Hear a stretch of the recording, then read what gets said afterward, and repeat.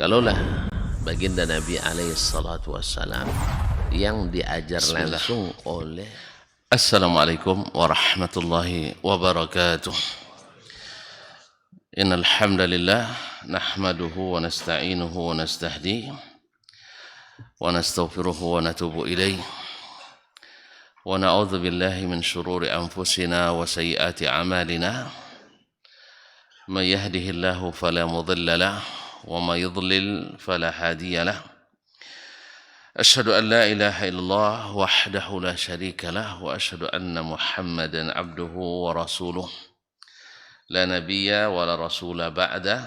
يا أيها الذين آمنوا اتقوا الله حق تقاته ولا تموتن إلا وأنتم مسلمون. يا أيها الناس اتقوا ربكم الذي خلقكم من نفس واحدة وخلق منها زوجها وبث منهما رجالا كثيرا ونساء واتقوا الله الذي تساءلون به والأرحام إن الله كان عليكم رقيبا. يا أيها الذين آمنوا اتقوا الله وقولوا قولا سديدا يصلح لكم أعمالكم ويغفر لكم ذنوبكم ومن يطع الله ورسوله فقد فاز فوزا عظيما. أما بعد فإن أصدق الحديث كتاب الله وخير الهدى هدى محمد صلى الله عليه وسلم وشر الأمور محدثاتها وكل محدثة بدعة وكل بدعة ضلالة.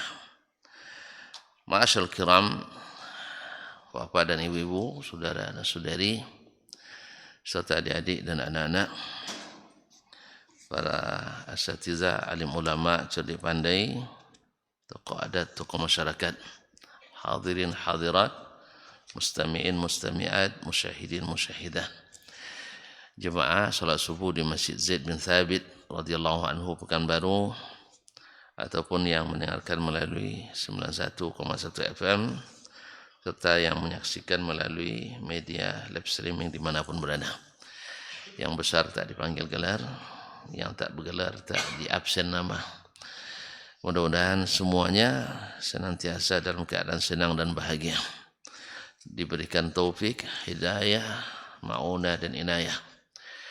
Tak satu pun kecuali Allah jadikan imannya bertambah, ilmunya semakin berguna, dan amalnya semakin soleh.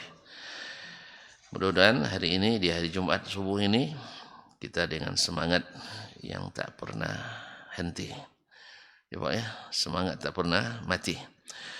InsyaAllah kita hadir mudah-mudahan dengan niat yang ikhlas dan mengharap ridha Allah Tabaraka wa Ta'ala.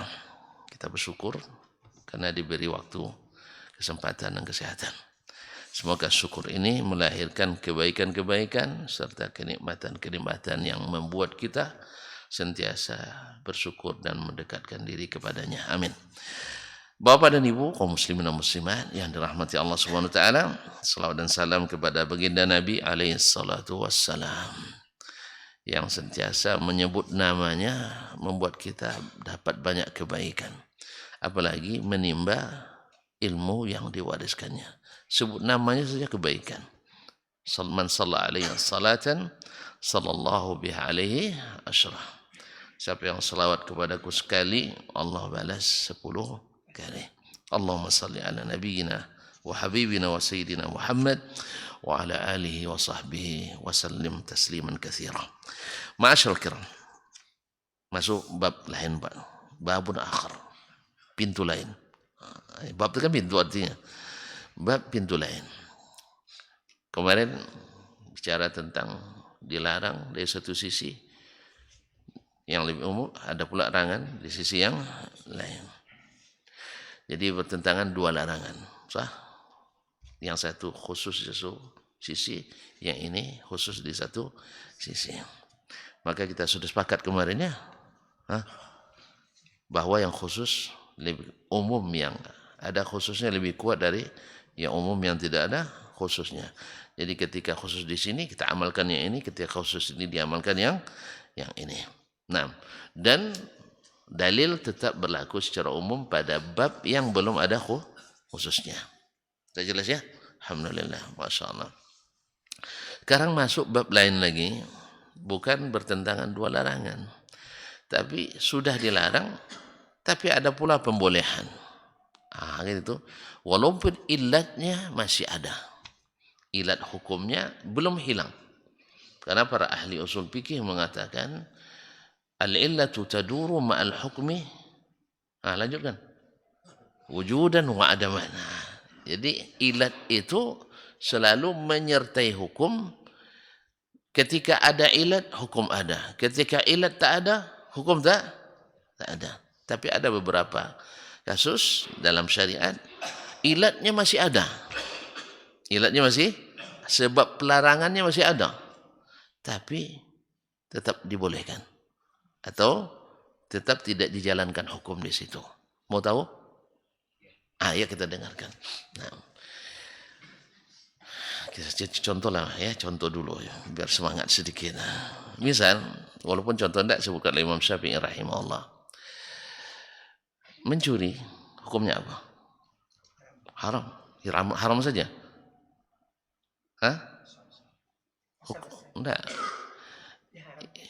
Hukumnya, hukum apa namanya? Hukum positifnya. Hukum yang berlaku. Orang mencuri. Kisos, Pak. Kisos ini, Pak. Potong tangan, sah? Sahih? Pernah nengok? Pengen? Enggak ya. Jangan. Enggak, alhamdulillah. Kalau itu berlaku, sedikit orang yang berani mencuri. Sah? Tapi kalau itu tak berlaku, banyak yang rajin mencuri. Allah musta'an. Makanya di negeri yang diberlakukan, pencurian sedikit. Sehingga harta barakah. Karena jarang mencuri. Di negeri yang tak berlaku, pencurian banyak. Sehingga harta tak barakah. Paham? Jadi baik gaji tinggi daripada mencuri. Sah? Ini yang masalahnya kita. Kita selalu bikin anggaran mesti rendah-rendah. Karena takut tak ada rezeki. Sah? Itu. Biasanya bagian panggarnya itu selalu buat anggaran rendah. Karena takut tak terpenuhi oleh anggaran belanja. Sah? Betul kan? Betul apa salah saya? Kecuali proposal. Proposal lain lagi. Nah, jadi pemerintah buat anggaran kecil-kecil. Tapi kadang-kadang karena kecilnya cukup, akhirnya itu. Lebih baik anggaran tinggi, lalu secara aturan buat anggaran tinggi, negara tidak mampu bayar, pegawai tak berhak menuntun. Makanya bikin anggaran tinggi. Sah? Daripada banyak yang mencuri. Nah, tapi bukan mencuri, tidak masuk yang potong tangannya. Nah, misalnya pencuri. Ini bila berlaku hukum syariat. Mencuri, hukum potong tangan. Sah? Dengan syarat yang disebutkan. Tapi bila istri mencuri harta suami. Potong tangan apa enggak? Potong? Itu kejam sekali punya suami. Enggak. Istri mencuri harta suami, enggak boleh. Enggak dipotong tangannya. Apa sebab? Walau ilatnya ada. Dia mencuri harta yang disimpan. Sah? Kan syarat dipotong tangan itu kan sampai rubuk dinar, 1/4 dinar harganya.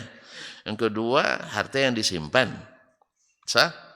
Kemudian ini suaminya simpan uang. Sah? Lalu dilarikan oleh istrinya. Dia curi sama istrinya. Diambil.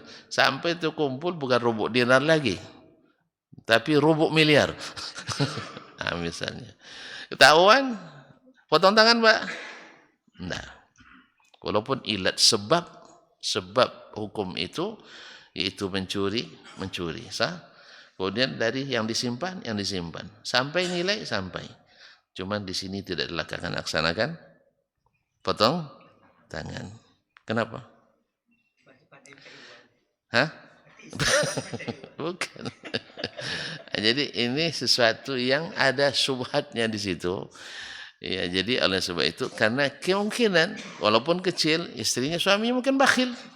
Sah? Kemungkinan menurut penilaian istrinya bakhil. Yang kedua, kalau dipotong tangannya gara-gara mencuri harta suami, tidak ada istri yang berlama-lama tahan sama suaminya. Yang kedua, kalau dilaksanakan nanti setelah potong tangan ini mencuri harta suaminya, mau dia tinggal sama suaminya lagi? Setiap nampak sakit hatinya, iya kan? Kemudian suami setiap nampak dia, apa terbayang? Pencuri. Jadi lah sebab itu maka syariat memelihara hal seperti ini, karena ini hajat. Nah, ilatnya ada. Makanya kalimat al-illatu taduru ma'al hukmi wujudan wa adaman, ini adalah lil ghalib. Ghalib artinya mayoritas hukum seperti itu. Makanya mayoritas hukum seperti itu. Tetapi setiap kaidah mesti ada istisna.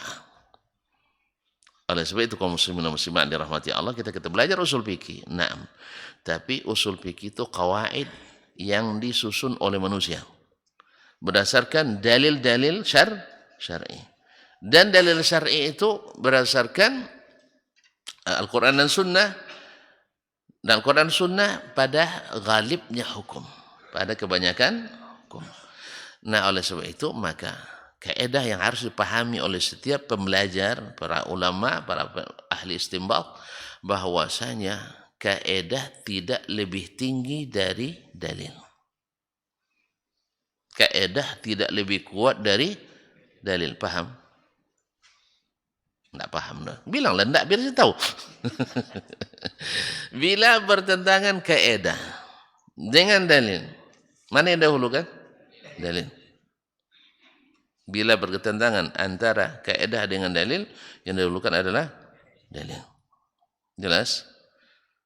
Apa contohnya? Yang tadi? Nah, atau yang sekarang akan kita bahas. Qala al-Imam Bukhari, al-Imam Asy-Syafi'i rahimahullah, babun akhar, bab lain dari bab an-nawahi, masih berkaitan dengan larangan. Akhbarana Malik, telah menceritakan kepada kami Malik ibn Anas, Imam Darul Hijrah. Nah, dan beliau ini adalah kana syadid tamassuk bil kitab wa sunnah bis sunnati Nabi sallallahu alaihi wasallam wa syadidan ahli al-ahwa ilal bidah. Nah, keras terhadap ahli hawa dan ahli bidah, dan teguh memegang sunnah. Gimana tidak? Beliau saja nak menyebutkan hadis Nabi mesti berwudu dan mandi, ya, pakai pakaian yang paling baru atau paling bersih, duduk dengan penuh khusyuk karena menghormati dan menta'zim hadis Nabi alaihi salatu wassalam.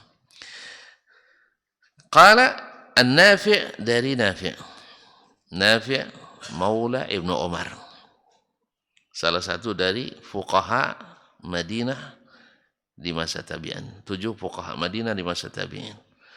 Bintangnya para fuqaha di Madinah masa tabi'in ada 7. Salah satunya adalah Nafi' maula Ibnu Umar. Nafi' maula Ibnu Umar radhiyallahu anhu.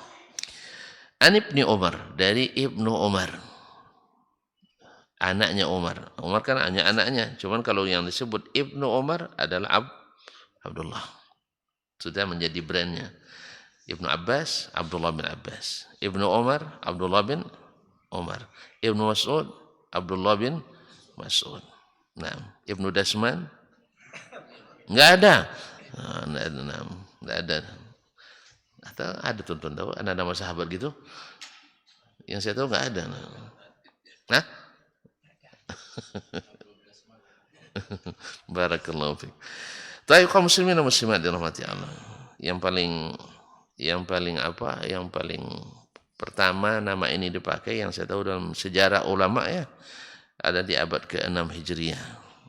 Bisa lihat nanti dalam kitab Al-Ihata bi akhbari Granada, yaitu sejarah Granada lengkap, tulis oleh Imam Ibn Lisodil Al-Khatib di juz 2 Pak, halaman 382.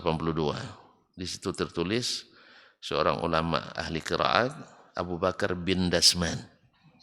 Bin Dasman. Nah, itu yang paling tua yang saya temukan. Kalau ada yang temu lagi di atasnya kasih tahu aja ya. Nah, ma'asyiral kiram dirahmati Allah. Nah, Abu Bakar bin Dasman. Mau cari sekarang? Mau buktikan juga ya Allah ya. Enggak percaya tuh. Barakallahu fiik. Dasman ini nama bisa dilekatkan ke apa saja. Iya. Kan sudah pernah saya ceritakan kan? Nah, Bapak nanti ke Emirat, itu rumah sakit terbesar spesialis saluran pembuangan, khususnya yang kencing manis dan sebagainya, itu namanya Mustasfa Dasman, rumah sakit Dasman. Ternyata saya di luar hebat Pak, dalam aja enggak. Di luar terkenal gitu. Iya. Kalau Bapak ke Kuwait, istana terbesar Amir Kuwait namanya Qasru Dasman. Nah, istana Dasman. Kaya aja. Kaya berkuasa lagi. Maka salah satu jalan protokolnya di Kuwait itu ada namanya Syari' Dasman, jalan Pak Dasman. Iya. Di Riyadh pun ada. Di Riyadh ada perusahaan ekspor impor bahan makanan namanya Syarikatu Dasman lil Mawadil Ghidhaiyah, yaitu PT Dasman. Nah, PT Dasman di selatan Riyadh, tapi agak jauh sekali, 300 kilo dari ke arah selatan Riyadh itu ada kampung saya di situ. Mungkin di situ asal muasalnya mungkin, yaitu Qaryatu Dasman, kampung Dasman. Lihat nanti di Google Pak. Yang lebih lebih hebatnya, ada nama seekor kuda menang juara 1 di lomba pacuan kuda di Qasim milik Pangeran Mamduh bin Abdul Aziz. Namanya kuda Dasman. Lengkap, alhamdulillah. Ada lagi tambahannya Pak nanti. Insyaallah. Baiklah kaum muslimin dan muslimat dirahmati Allah SWT. Jadi Ibnu Umar ini disebut Malik, Nafi', Ibnu Umar. Ini kan silsilah fuqaha semuanya. Jadi kalau hadis diriwayatkan oleh para fuqaha dan dalam bidang hukum fikih pula, maka silsilahnya adalah silsilah kokoh. Makanya Malik dari Nafi' dari Ibnu Umar disebut dengan silsilah zahabiyah. Rantaian emas. Rantaian emas. Naam. Di samping mereka semuanya hafiz, kemudian mereka semuanya faqih. Jadi makna dan mabnanya mereka kuasai. Mabnanya, bangunannya, yaitu matannya mereka hafalkan. Maknanya, isi kandungannya mereka pahamkan. Nah, anna Rasulullah sallallahu alaihi wasallam naha 'anil muzabanah. Bahwa Rasulullah sallallahu alaihi wasallam melarang al-muzabanah.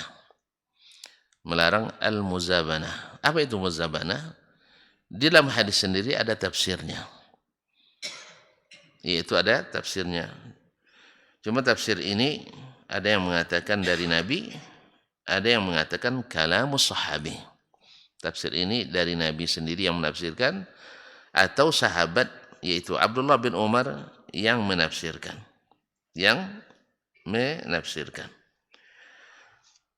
Taib, bagaimanapun walaupun dari sahabat, dia lebih tahu tafsirnya, kan dia tadi faqih. Sah?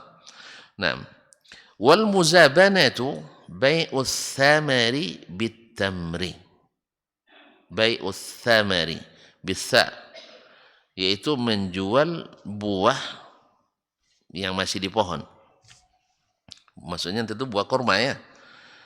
Bitamri, dengan buah kurma yang sudah kering. At-tamru adalah buah kurma yang sudah kering, yang sampai ke kita itu, yang bukan di freezer. Kalau di freezer itu masih rutab. Masih rutab. Tapi kalau sudah yang tak pakai freezer itu sudah kering, itu namanya tamrun. At-tamar, tamar. Nah. Kemudian tamar. Nah, yaitu melarang muzabanah, wal muzabanatu bai'us thamari bitamri. Kilan. Kilan. Wa bai'ul karmi bizabibi kailan.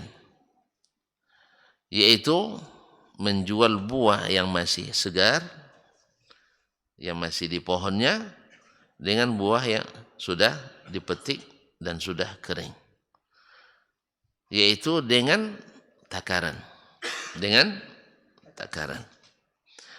Wa bai'ul karmi bizabibi kailan, atau menjual anggur segar dengan anggur kering atau kismis. Nah, juga dengan takaran. Ini makna atau jual beli yang dilarang tadi, namanya al-muzabanah. Al-muzabanah, az-zabanu dalam bahasa Arab minasyiddah. Ad-dafa' bisyiddah, menolak dengan kuat. Makanya perang itu sebut dengan zabun atau zubun. Atau bisa juga dengan makna keterikatan yang kuat, sangat mengikat. Makanya pelanggan disebut dengan zabun. Pelanggan, orang yang belanja tetap dengan kita, ada keterikatan, sah? Apalagi sudah kontrak pula. Misalnya kontrak beli obat ini ke negara ini 30 tahun misalnya, kan kontrak. Maka disebutlah itu zabun, yaitu pelanggan tetap. Nah, kenapa dilarang al-muzabanah ini? Karena ilatnya jelas. Nanti dijelaskan hadis setelahnya. Ayang kusu at-tamru iza yabis. Apakah setelah jadi tamar, setelah kering, berkurang tak takarannya? Berkurang. Ya Pak ya? Berkurang takarannya. Nah, ini menyebabkan perselisihan. Dia menakar misalnya satu tandan ini bisa misalnya 5 liter. Enggak, takaran. 5 cupak, 5 gantang, 5 sah. Ternyata setelah kering, ketemunya 2,5.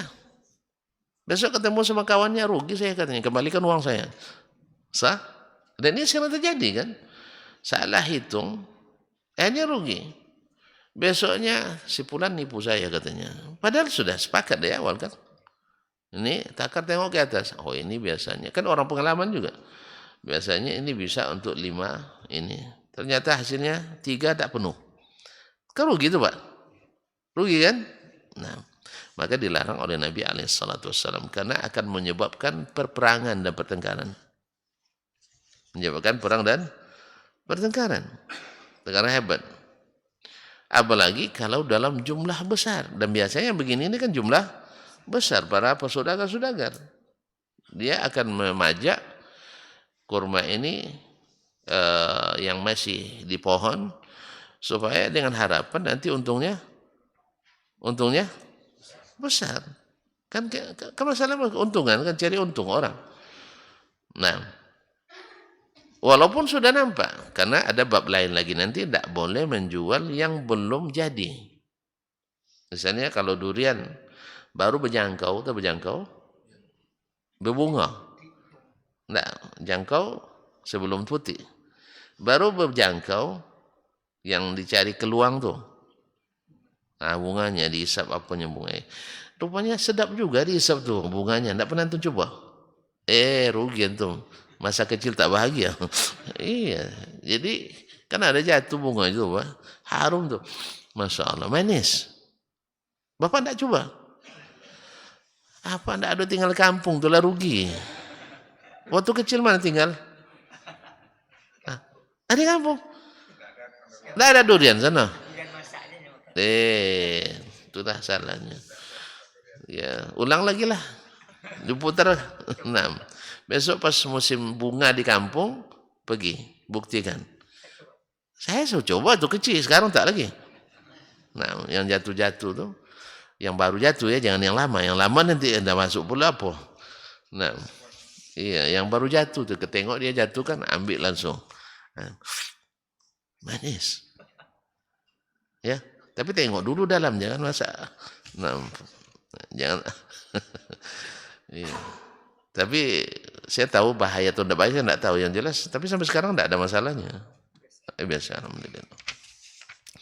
Jadi jangan masuk berbunga lagi, itu tidak boleh. Baru boleh disahkan bila sudah nampak buahnya. Itu namanya qars. Itu babnya bab lain. Makanya dilarang menjual buah sebelum pasti jadinya. Qabla yabdua salahuha. Biasanya kalau sudah besar dia, istilahnya pada umumnya jadi sampai masa, insyaallah taala. Kecuali tupai lebih duluan itu urusan lain lagi kan, atau hama lainnya. Tapi pada umumnya seperti itu, tidak jauh meleset. Tapi kalau masih bunga, masih putih, nanti menyesal tuan-tuan. Nah, karena putih itu belum kokoh lagi. Sah?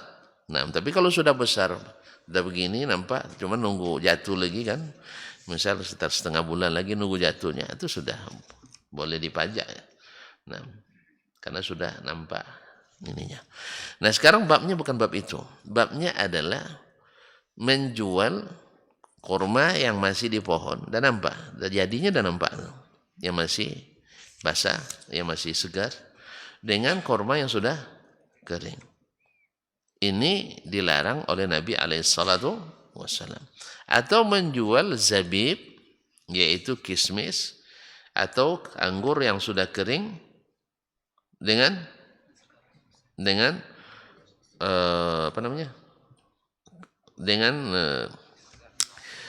anggur yang masih ditangkainya, tapi belum matang. Taib.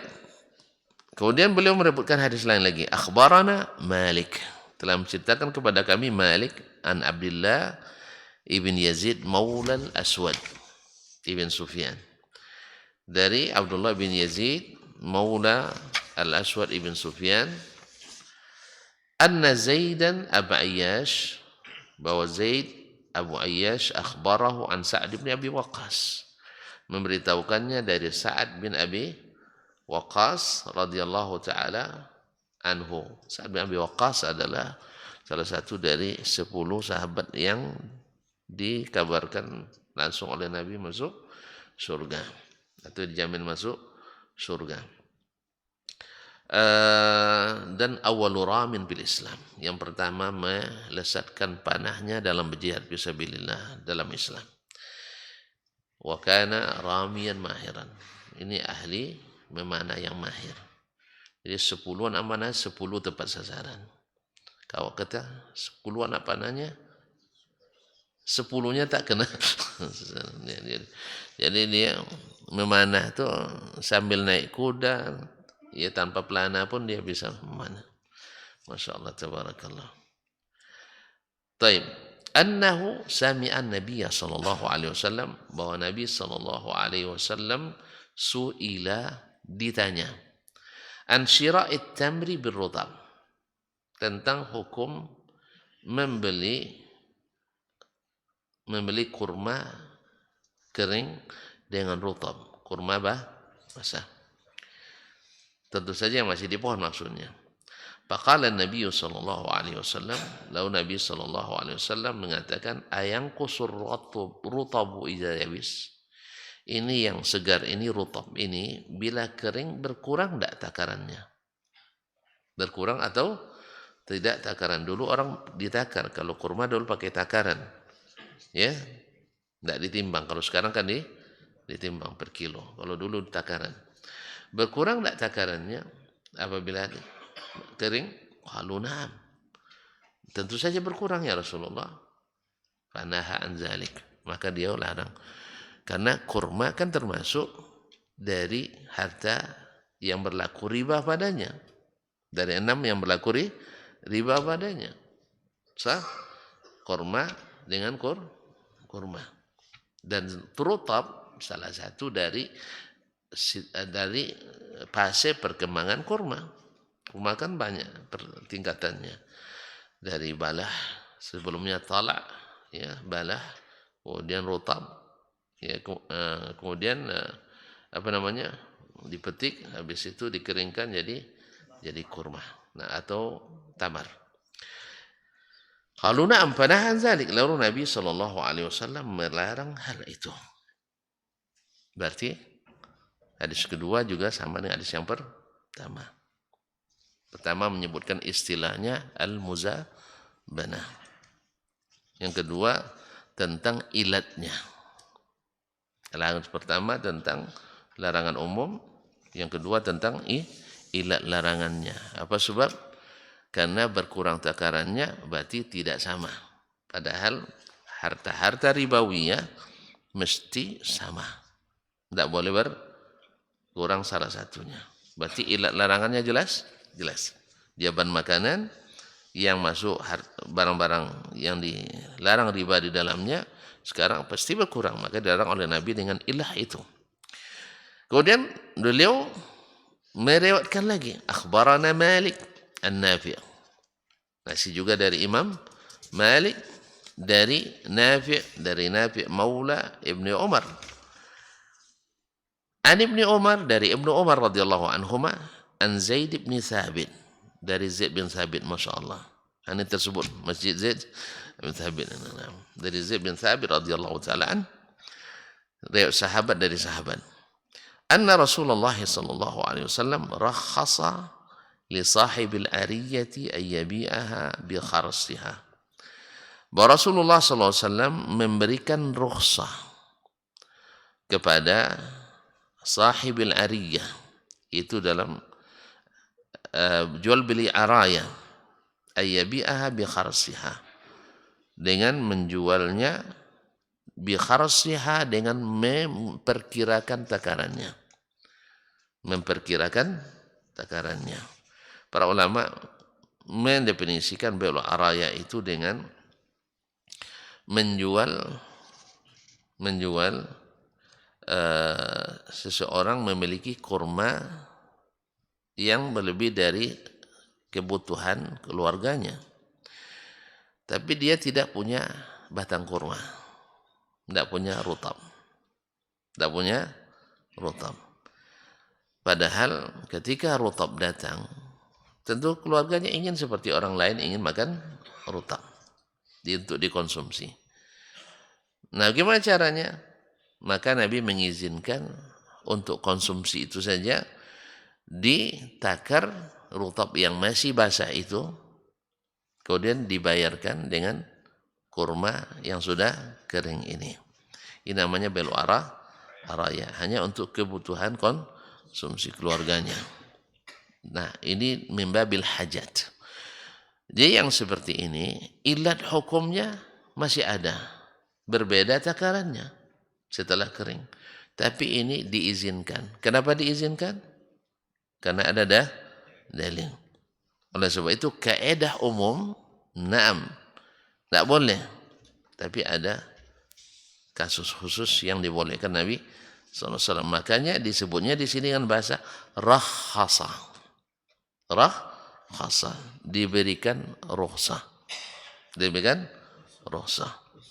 Ini juga nanti sama dengan orang yang bertayamum. Sedangkan air ada. Padahal ilatnya boleh tayamum ketika air tidak ada. Kan itu sebabnya. Baru boleh tayamum. Tapi ada orang, air ada, tapi dia boleh tayamum. Orang sakit. Kan ilat tayamum kan bukan sakit kan? Kan bukan sakit. Ilat tayamum tidak ada air atau tidak cukup air. Ada air cuman untuk minum aja, kalau enggak mati nanti. Bapak jangan bayangkan seperti kita kebanjiran. Ya, kalau kita iyalah. Kebanjiran kita. Ini bicara tentang kondisi di mana Nabi SAW waktu itu berada. Jadi di perjalanan jauh itu, coba bayangkan orang dari Palestina, semoga Allah bebaskan dari cekam Yahudi, dari Palestina ke Madinah sebulan kan perjalanan. Nanti Bapak punya air, perkirakanlah dalam sehari misalnya perlu berapa? 3 liter. Itu berjalan di daerah banjir. Kalau berjalan di padang pasir, atau cobalah belajar berjalan di bawah terik mentari dengan orang yang berjalan di ruang ber-AC, berapa penuhannya? Kebutuhan minumnya. Orang ber-AC segini dah habis kadang sehari sah. Tapi kalau orang yang sedang bekerja di bawah terik matahari, sebentar minum. Nah, nanti kalau antum minum, pakai wudhu air minum itu, maka akan berisiko tinggi. Maka ini dibolehkan untuk bertayamum. Intinya, tayamum dibolehkan karena ketiadaan air. Jelas? Atau kekurangan air. Sekarang orang ini airnya banyak, tapi dia boleh tidak berwudu. Nah, kan itu ya. Karena apa? Karena dia tidak sanggup menggunakan air karena mudarat bagi penyakitnya. Maka dia dibolehkan bertayamum. Jadi ada ilat, hukum tidak diberlakukan. Ada ilat tapi hukum tidak diberlakukan karena ada mani. Makanya segala sesuatu itu harus ada sababnya, ada mani'nya juga harus hilang. Kalau tidak ada berlaku hukum. Dan kasusnya dalam syariat itu banyak. Makanya tidak bisa satu hukum dalam satu tempat. Makanya berubah hukum, maksudnya berubah fatwa, berubah tempat. Makanya kaum muslimin dan muslimat dalam hati Allah, banyak orang berbicara dalam agama, tapi dia tidak memahami hal-hal seperti ini. Sehingga kadang-kadang dengan mudah menuduh ini, begini, dan sebagainya. Ya Pak ya. Antum tinggal di Pekanbaru. Orang tuh tinggal di Pekan Lama. Tentu hukumnya tidak bisa disamakan. Makanya hukum tak berubah. Cuma ilatnya di sini ada rukhsahnya. Jelas kan? Jelas kan? Kalau jelas kita tutup aja dulu. Iya.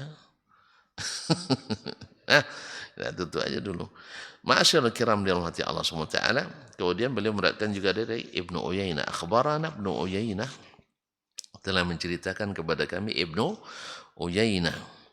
Az-Zuhri, dari Az-Zuhri an Salim, dari Salim. Salim sudah terkenal ya, Salim bin Abdullah ibn Umar. Salah satu dari fuqaha 7 juga. Ta'ala khilaf fi sabi'. Ada yang bilang Salim, ada yang bilang Kharijah ibn Zaid, dan ada yang bilang selainnya. An abihi, dari bapaknya Abdullah bin Umar.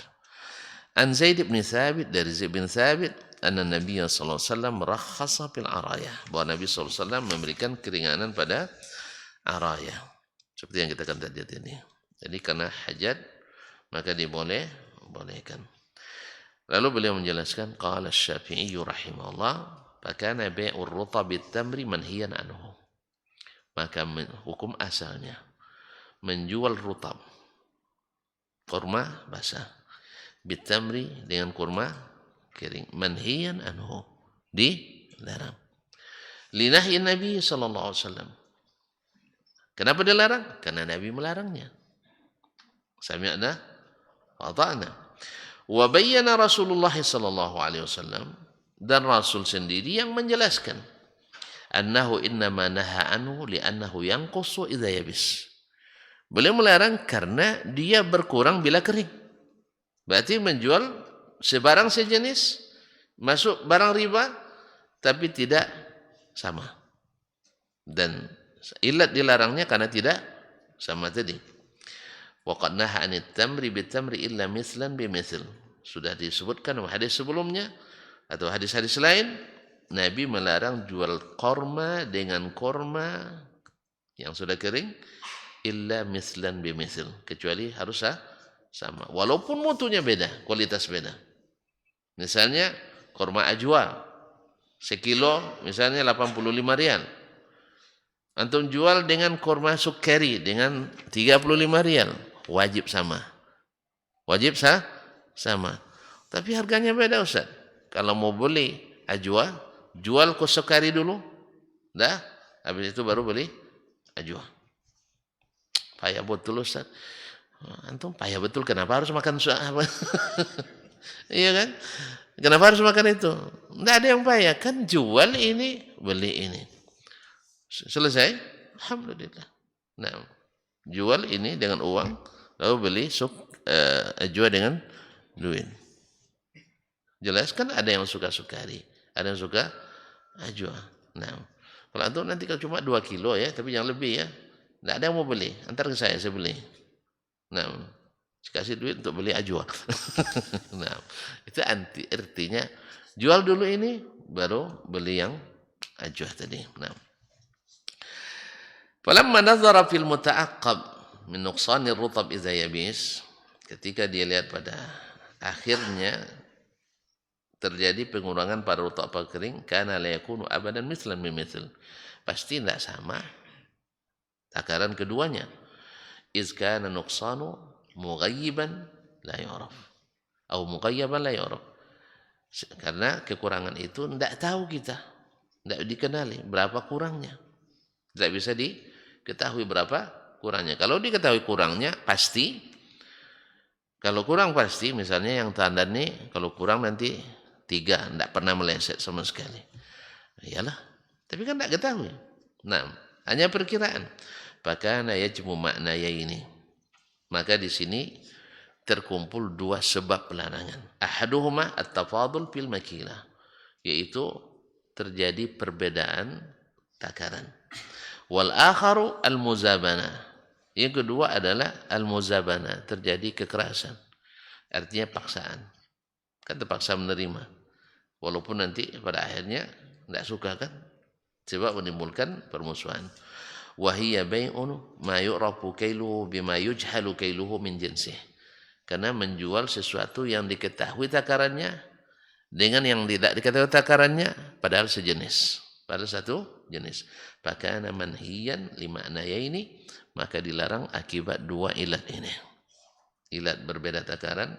Yang kedua ada unsur penipuan, ghaban, atau ketertipuannya karena tidak jelas. Nah, falamma rakhasa Rasulullah SAW fi bil araya bitamri, tapi tatkala Rasulullah SAW memberikan rukhsah menjual al-araya, yaitu kelebihan tamar yang dimiliki, kailan, na'am, dengan takaran lam ta'dul araya an takuna rukhsah, maka yang ini tak lebih daripada sekedar rukhsah, tidak bisa ditakmim, tidak boleh dilakukan secara umum.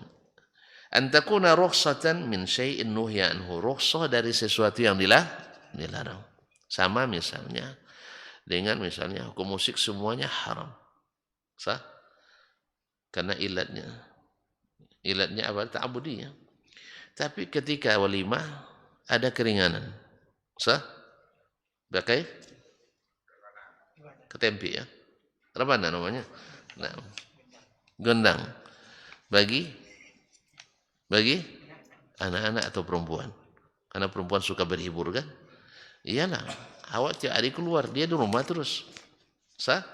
Makanya dibolehkan hanya dalam walimah. Maka tidak boleh melebihi.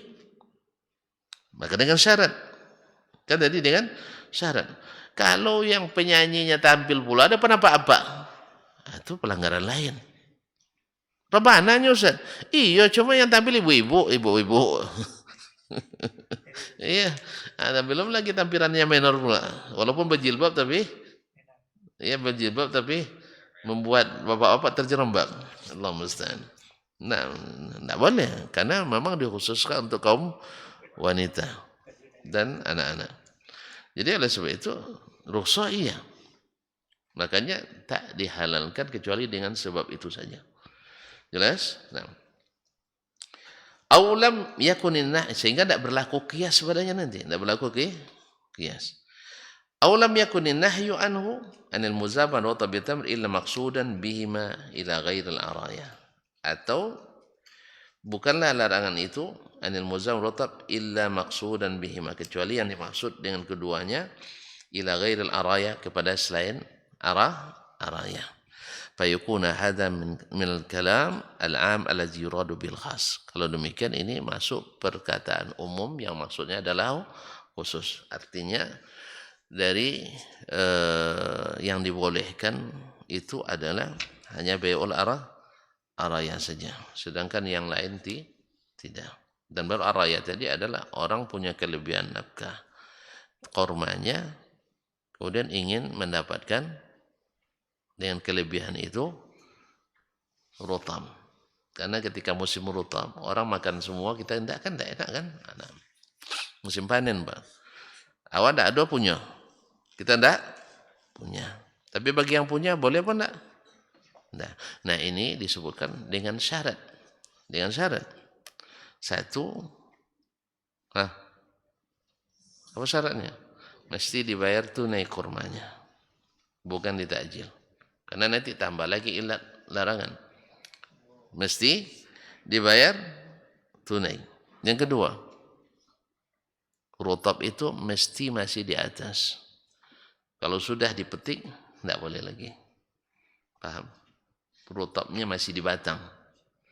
Kalau sudah di bawah, tidak berlaku khusus, harus nah. Yang ketiga, mesti diserahkan langsung. Yang keempat,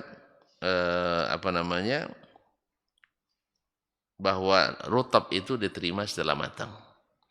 Terima setelah matang. Tapi kalau dipaksanya sekarang aja diturunkan, diruntuhkan, tidak bisa. Harus setelah matang. Karena nanti rusak dia. Kan rutab itu tidak jadi kalau tidak di batangnya. Iya kan, setelah jadi kan masih kan belum matang tuh. Nah, bawa pulang tandannya, enggak jadi rutab dia, jadi apa nanti? Jadi sampah dia, jadi kering. Jadi enggak bisa dimakan. Karena masih masam atau setidaknya masih kelat. Nah, jadi mesti diserahkan setelah rutabnya masak. Kemudian enggak boleh sampai ukuran zakat. Kalau sampai ukuran zakat tuh untuk jualan lagi tuh. Nah, harus kurang dari 5 wasak. Kurang dari 5 wasak. Ini syarat-syarat daripada bai'u al-araya yang diberikan rukhsah dan keringanan tadi. Ini contoh daripada larangan. Lalu ada sebagian dari yang termasuk umum larangan itu dikecualikan dengan rukhsah. Oleh sebab itu kaum muslimin dan muslimat dirahmati Allah, bisa saja sebagian atau larangan berlaku umum, tetapi ada sebagian daripada afradul umum diberikan rukhsah walaupun ilat hukumnya masih ada. Maka kembali kepada mukaddimah tadi, al-illatu taduru ma'al hukmi wujudan wa adaman. Ilat itu selalu membersamai hukum. Ketika ada ilat, hukum ada. Ketika tiada ilat, hukum tiada. Tidak berlaku selamanya secara mutlak. Itu adalah hukum lil ghalib. Hukum pada umumnya. Oleh sebab itu tetap kembali kepada al-adillah asy-syar'iyyah. Makanya urutan dalil, ini kadang-kadang para pembelajar usul fikih lupa dia ini. Dalil itu Al-Quran, terus sunnah, terus ijma', terus al-qiyas. Ada kaidah, ada qawaid. Tidak, qawaid itu ibaratnya ini kan jalan kita menuju hukum Allah, Al-Quran, sunnah, ijma', qiyas. Qawaid itu ibaratnya rambu-rambu yang akan mengatur kita. Jelas? Jadi kalau ada rambu-rambu, diikuti rambu-rambu. Tiba-tiba karena kita rombongan polisi, forader, boleh lewat walaupun lampu, ikuti. Paham? Tidak paham juga. Kita rombongan presiden, berlaku lampu merah, tidak. Jelas? Berarti ada hukum yang lebih tinggi dari rambu tadi. Rambu-rambu itu kan peraturan Kapolri kan. Nah, tapi kalau protokol presiden di atas itu undang-undang. Paham ya?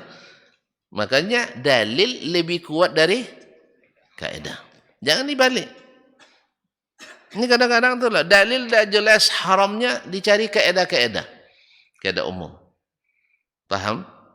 Nah, itulah pentingnya belajar usul fikih manhaj Imam Syafi'i yang murni ahlis sunnah. Jadi mau dia kembalikan ke sunnah Nabi alaihi salatu wasallam. Makanya sebagian ngeri-ngeri sedap dia belajar risalah ini. Karena pada terbiasa dengan kaidah. Sering kita lihat orang kembalikan kaidah lebih daripada kembali pada Al-Quran dan sunnah Nabi alaihi salatu wasallam. Allahul musta'an. Mungkin itu rahasia dulu, wanti-wanti saya jangan baca kitab risalah. Ya, sebab berbahaya. Nah, memang kalau dikembalikan ke sunnah masalah jelas. Tapi kalau tidak orang siapa ribut di kaidah. Kadang pemasangan kaidahnya juga tidak tepat. Sering tidak tepat. Karena belajarnya bila sempat. Allah musta'an. Dan mesti cepat tamat. Ya, mesti cepat tamat. Karena ilmu kita ini diukur dengan tatap muka. Yang penting 16 tatap muka harus ada. Selesai ilmu, Anda dianggap sudah berilmu. Nah, kalau dulu enggak, ilmu ini yang ngatur waktu. Kamu sediakan waktu sebanyak yang saya minta katanya. Kalau sekarang enggak, waktu yang ngatur ilmu. Kamu harus selesai dalam 1 semester. Misalnya risalah jadi muqarrar, kurikulum semester 1 dan 2. Wajib selesai. Baca tak baca yang penting selesai risalah. Kan begitu? Nah, itu bedanya penuntut ilmu dulu dengan penuntut ilmu sekarang. Buktinya kita sudah berapa lama ini? Ini sudah seri keberapa, Ustaz? 193 kali pertemuan. Nah, baru hampir 2/3. Ya. Masya Allah, tabarakallah. Hah? Mana 4 semester, Pak? Semester 16 tetap muka cuma. Nah, 193 bagi 16. Hah?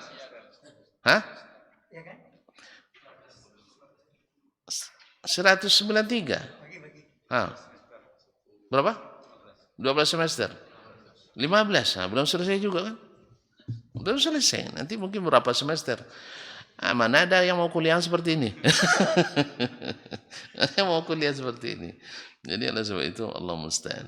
Jadi kaum muslimin dan muslimat 193 dibagi 16.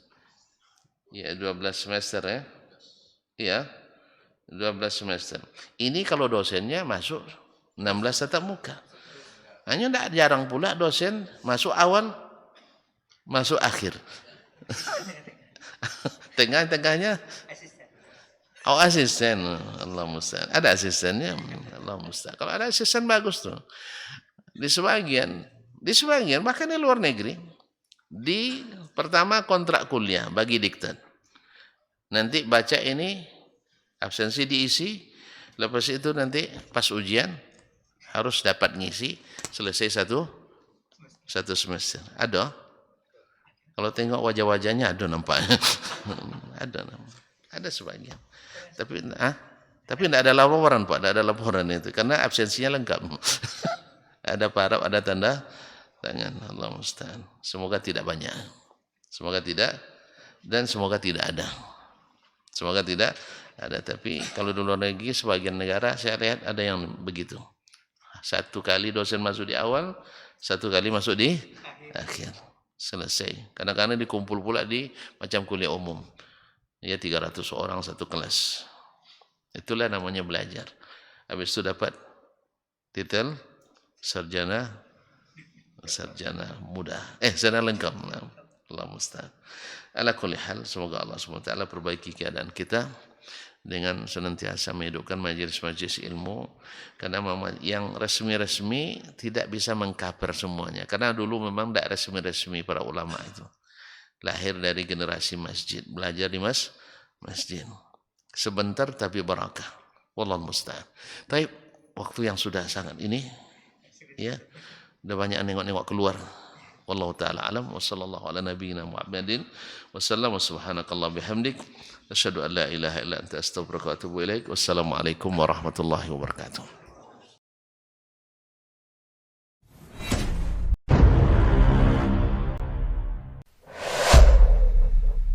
Dunia dan seisinya ini bagi Allah tak sama nilainya dengan sebelah sayap lalat.